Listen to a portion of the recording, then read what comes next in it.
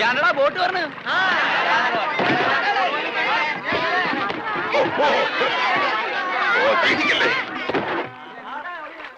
ഇതാരാ?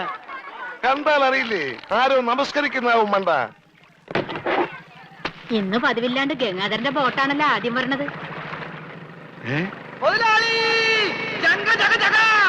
എന്റെ ബോട്ട് നീ ഒളിച്ചിരിക്കായിരുന്നല്ലേടാ?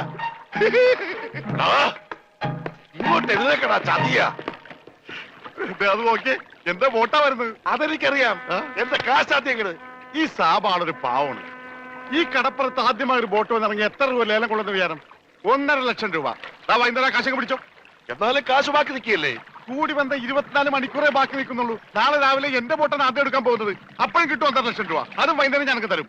അപ്പൊ എത്ര രൂപയായി? 3 ലക്ഷം. 3 ലക്ഷം രൂപയല്ലോ. ഞാൻ എത്ര തരാനുണ്ട്? 2.25 ലക്ഷം. ബാക്കി എത്ര?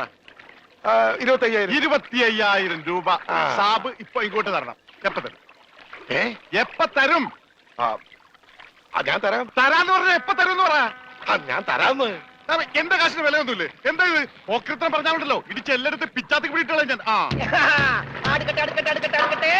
സാബ് വിഷമിക്കൊന്നും വേണ്ട. ധൈര്യമായിട്ട് വീട്ടിലേക്ക് വിളിക്കും. ഞാൻ വൈകിട്ട് വന്നേക്കാം.